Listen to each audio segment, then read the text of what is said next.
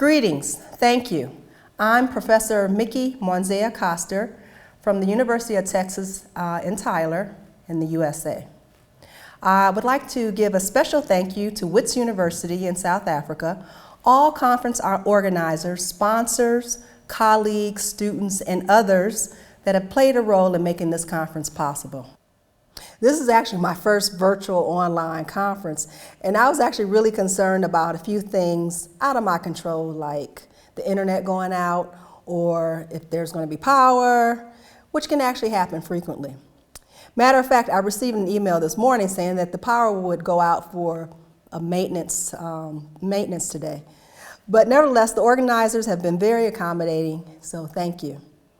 Additionally, I think this is a wonderful conference, and I applaud the conference organizers and sponsors for quickly making a decision to push forward with this gathering and allowing us to still connect safely and exchange ideas, which is needed now more than ever. Despite, of course, this current COVID-19 pandemic situation. Thank you for your leadership. I also want to say I sincerely thank you and appreciate this invitation to share my current interpretations of our situation. Thank you.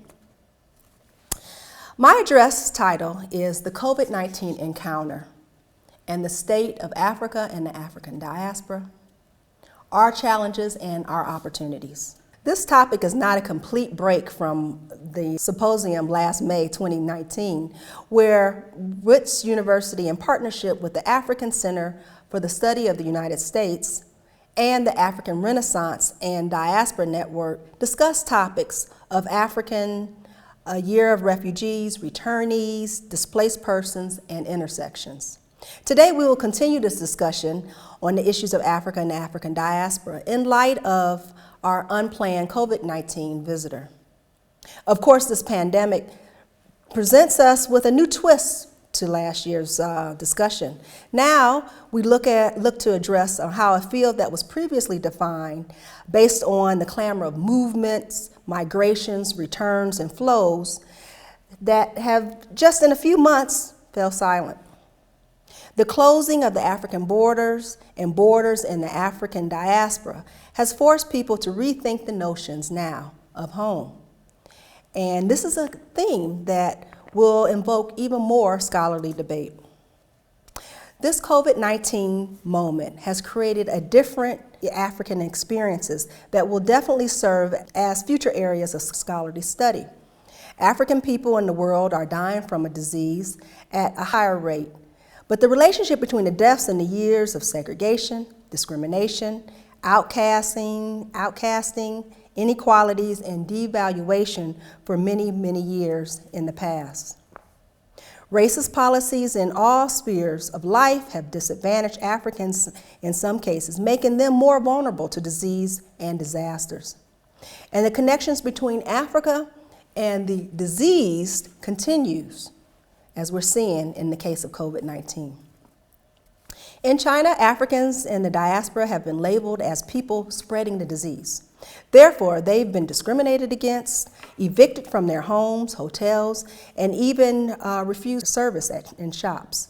Others have reported cases where their passports have been taken, subjected to compulsory COVID-19 testing and forced quarantine, despite the negative testing. They didn't know earlier that they would find themselves displaced and in the streets in China. In other diasporas, COVID-19 is also forcing many to confront the realities of their varied and sometimes toxic environments, raising now new concerns about racial discriminations in health and economic systems.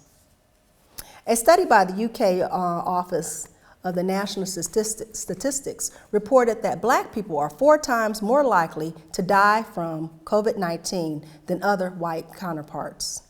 This trend is similar in the US. We see, for example, in Louisiana, African Americans account for 33% of the state total population, yet Blacks account for 70% of the COVID-19 deaths in that state. In the United States, there are close to 100,000 deaths at this moment, and approximately 60% of these cases, at least reported by CNN News, are Black and brown populations. On the African continent, COVID-19 has many questioning how to pass or how to best protect the notion of home. As countries like Madagascar offers vaccinations, Africa is also attempting to manage these external threats. When French researchers portrayed that there was a public health situation in Africa as an opportunity to conduct BCG trials, they anticipated that the disease would spread like a wildfire across the continent and kill people like flies.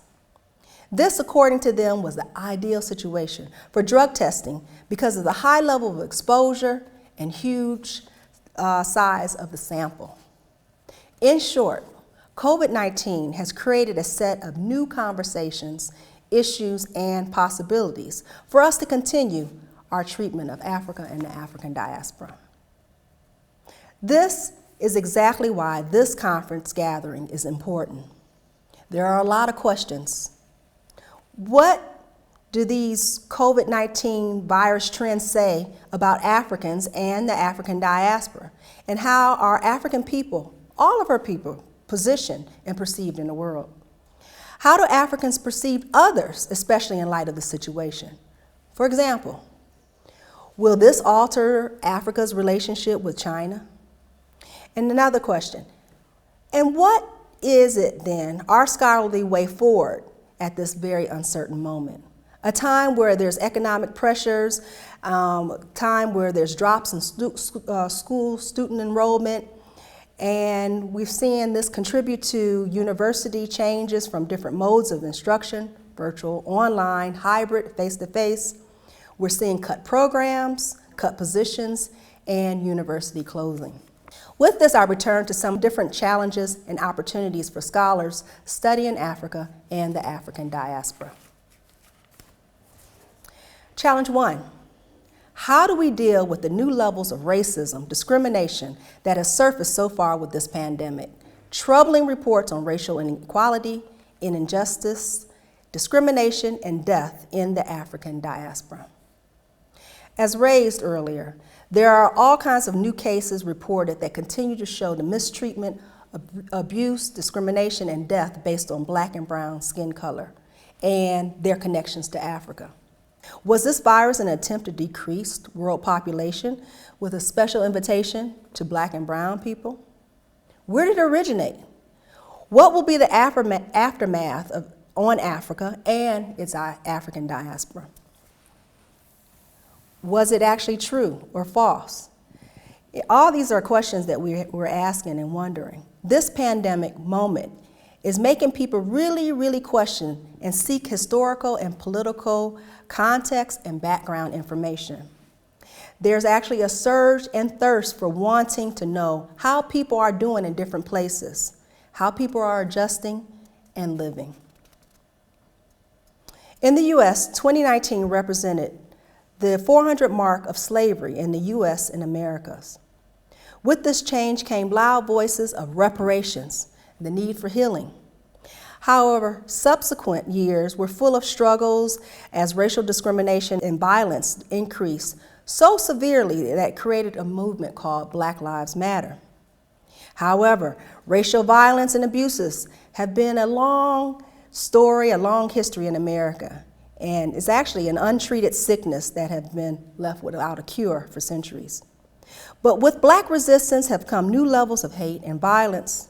And I think we will look back actually at this time and discuss on the outright shootings that have happened, especially in the last few years in the U.S.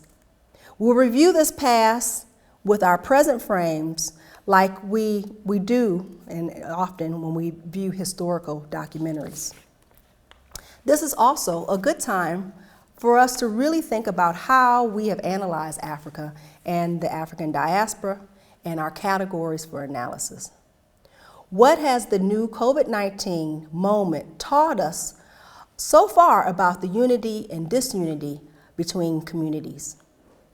We will also see a shift, perhaps, from new diaspora communities like China actually coming home? These are questions. We've actually already seen this on a small scale in the case of Kenya, where there were Kenyans being returned home that were discriminated against in China. If there is an after-virus moment, will these other groups return now back to China?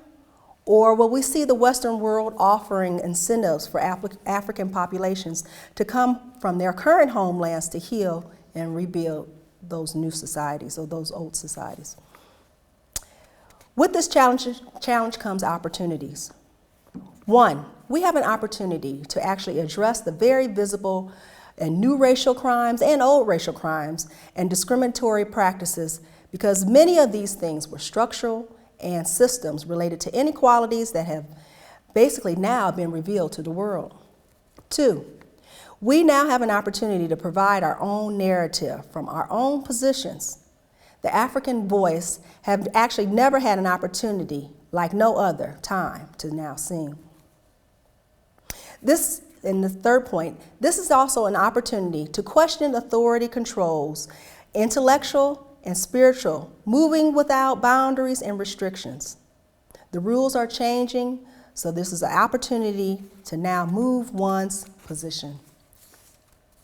Challenge 2. The COVID-19 has shown the fast pace of information flows through social media and knowledge creation and the importance of time. Where does scholarship fit into this particular new environment? Historians like myself, we're often interested in historical or major breaks, events that create a break from the current direction.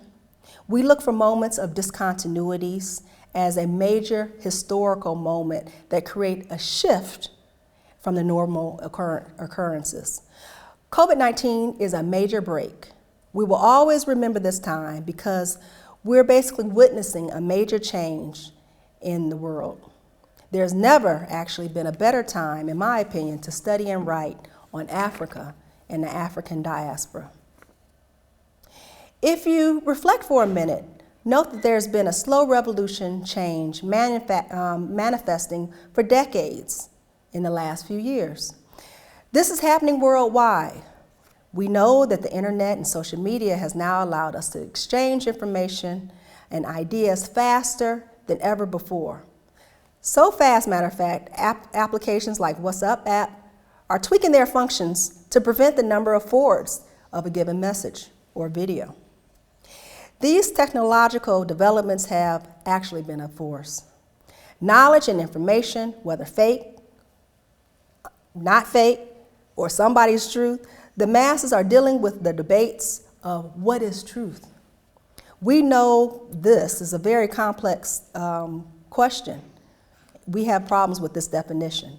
Nevertheless, information is being passed and people are now creating their own narratives and conclusions very fast. This brings me to the challenge of technology and dissemination of information. Knowledge, as I mentioned, is being produced so fast without rigor and without peer reviews and peer review procedures. I know there's still a place for monographs and books that, of course, are based on our years of research material. But perhaps there's also an increasingly need to work with a new level of flexibility, offer advice and positions, reflections, and insight where possible based on our areas of specializations or based on generalizations.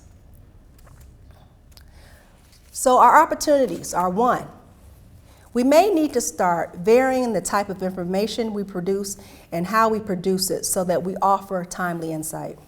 The monographs and studies that we normally write are valuable and must continue, but there also may be an opportunity to write different reaction type or commentary pieces that offer perspectives to current events.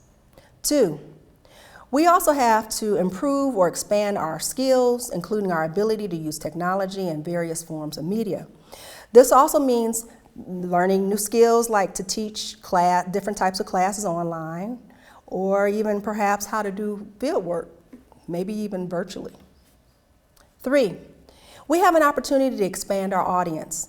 Perhaps the face of our students are changing. Who are we writing for, and who are we educating? Challenge 3, the fear of the unknown.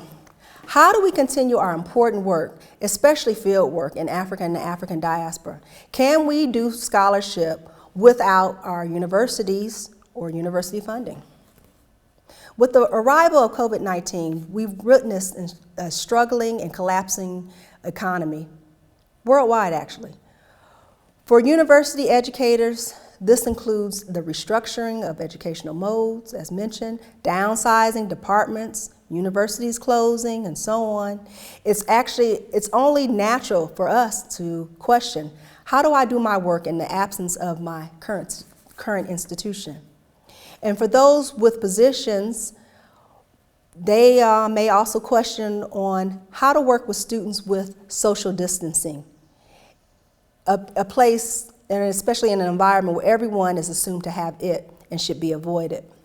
Likewise, we're asking, how do we have our research and programs, especially if in Africa or in different areas in the African diaspora, funded and even attended when the borders are closed and when there's very few flights operational internationally? We've witnessed a situation that has shown our worldwide vulnerabilities, our inability to control environments despite our science and our technology. We've been trained to know through our studies and research. However, our 2020 plans, maybe 2021, we don't know, across the world have been on hold. And we don't know how long and what period of time. One thing for sure is this time of uncertainty is a perfect moment for reflection and strategic planning. This is a great time to think about more about what we've seen in our work and how we do our work. The opportunities. 1, embrace the moment. Take time to re-strategize and reflect. Perhaps this is the time to try something new related to the field or study a new area that will complement your existing expertise. Maybe create your own organizations or collaborate with different entities to find a path to create knowledge on Africa and the African diaspora. Get in position and be ready. 2, this unknown moments can be a time to try to firm up and shape programs, policies, curriculums, and practices. It may be an opportune moment where leaders and decision makers are exploring and weighing options to react and respond to possible changes ahead. They often seek expertise and experience of scholars to assist with their strategies and approaches. So, in conclusion, I would like to mention that this is a moment, although full of uncertainty and change, that can actually also be a really good time for us to rethink our current situation and the state of Africa and the African diaspora. And I think it's important to note that for all of these different challenges, we can find opportunities. With this, I think that there may be another big change coming as a result of the COVID-19 visitor and challenge. A shift, perhaps, a new opening or a new coming together as the old and new diaspora returning back to the African continent. This was evidenced already in the case of Ghana. In September 2018, Ghana declared 2019 as the year of return to commemorate the 400th anniversary of the arrival of African slaves in America. The year-long initiative was organized by the Ghanaian government with the close consultation of the African American Association of Ghana. President Akufo-Addo called on people of African descent to return to their home continent in a major landmark spiritual birthright journey. The campaign positioned Ghana as a key destination for African Americans and Africans in the diaspora. The effort was also economically positioned and allowed Ghana to create more jobs and investment opportunities.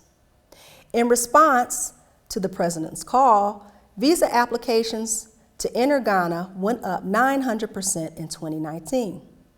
The model presented by Ghana is being used as a foundation for other African American groups living in African countries, interested in offering paths for more in the diaspora to return. I'm involved with one such group or initiative in Kenya, working with the African American group and the Kenyan government. I suspect that the COVID-19 situation and increasing abuses, neglect, and death of African populations outside the continent we'll see a new demand of people interested in coming back home and reconsidering the notions of home. As scholars, there's also another opportunity for us to help in the facilitation to open up more African countries with African leaders for the return, not just for African Americans, but persons from old and new diaspora that want to return. This means helping policymakers and leaders understand the long history of various diasporas and the fluid notions of homeland and belonging. This means offering citizenship in some cases and a welcomed homecoming. The process like Ghana, these diasporas will now offer or contribute in various ways, economically, educationally, providing skills, services, and experiences to the African country. This is particularly important for the old diaspora communities who would like an opportunity again to return home. Finally, take this moment to watch this show safely. We are all following the developments and unfolding of our COVID-19 visitor. We're still waiting for it to share its real purpose of the visit, which may not come until the very end. However, what is clear from the opening few months is that the virus and virus-related economic fears are uncovering new beliefs, or maybe old, prejudices and hate that were hidden or unspoken about Africa and African in the diaspora. But with this, we've also seen cases of unity, love, and survival. And for Africa and the African diaspora moving forward, the current situation offers Africa the moment to now reposition itself as African leaders and decision makers revisit the relationship they want with themselves and the rest of the world. Thank you.